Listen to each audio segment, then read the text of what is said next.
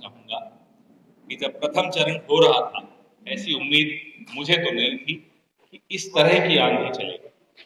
लेकिन वो प्रथम चरण से बढ़ते बढ़ते मेरे ही राज्य से शुरू हुई, राजस्थान से, और महाराष्ट्र तक आते आते वो आंधी तीव्र होती गई, बढ़ती गई।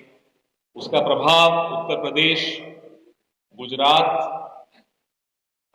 असम, उड़ीसा, हर जगह आपको देखने को मिल रहा है। आप पत्रकार हैं, आपका नेटवर्क हमसे कहीं ज्यादा होता है, आप लोगों को हमसे ज्यादा त्वरित सूचनाएं मिलती हैं और पक्की सूचनाएं मिलती हैं, तो आपसे ये मैं इसमें क्या बोलूं।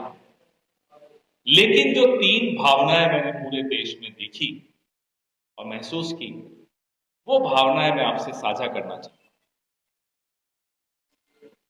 गुस्से की भावना बहुत ज्यादा है, नौजवानों के मन में बहुत गुस्सा, शायद बेरोजगारी को लेकर हो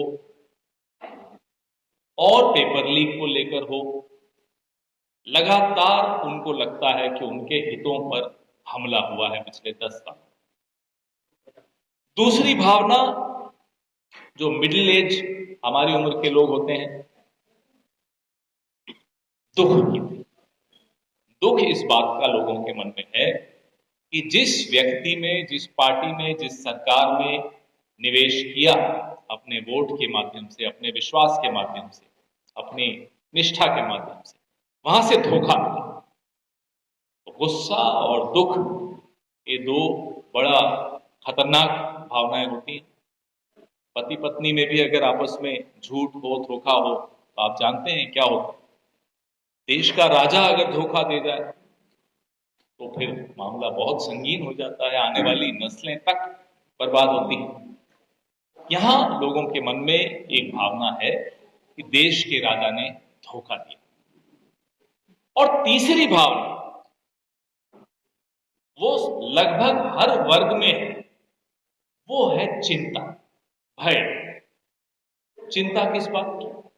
चिंता इस बात की कि जो बाबा साहेब अंबेडकर का संविधान है और जो संवैधानिक व्यवस्था है, जो लोकतांत्रिक प्रणाली चुनावों की है, शायद अब ये सब समाप्त हो जाएगा अगर ये व्यक्ति, ये पार्टी फिर से आ गई।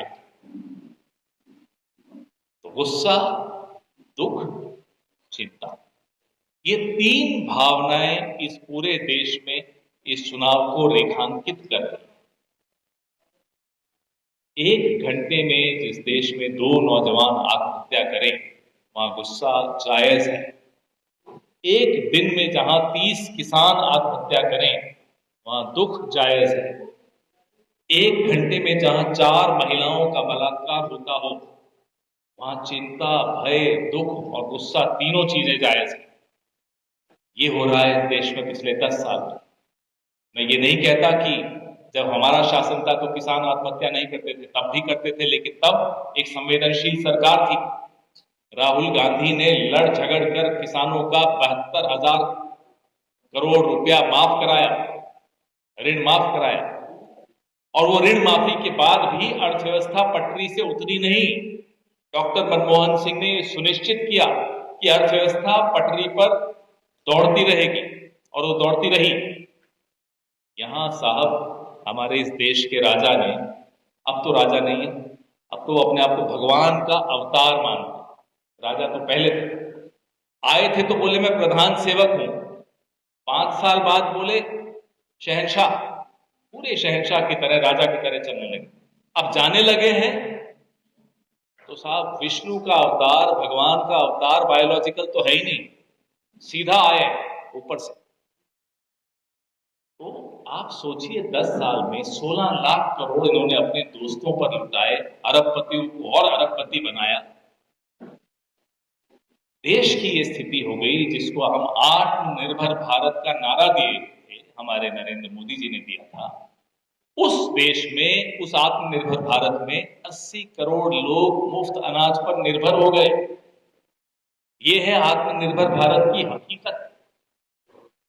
ऐसे में जब राहुल गांधी ने भारत जोड़ो यात्रा निकाली या भारत जोड़ो न्याय यात्रा निकाली, यहां तो काफी वक्त, कितने 6-7 दिन थे बिहार में, काफी वक्त यहां गुजारा। और उसका निचोड़ जो हमारा न्याय पत्र है, इसके बारे में यहां रोज चर्चा हुई है, मुझे मालूम है, उसका निचोड़ था, लोगों से संवाद का निचोड़ था, किसानों से संवाद का निचोड़ था, पत्रकारों से संवाद का निचोड़ था, नौजवानों से था, दलितों से था, शोषितों से था, आदिवासियों से था, पिछड़ों से था, मध्यम वर्ग से था, व्यापारियों से था, महिलाओं से था।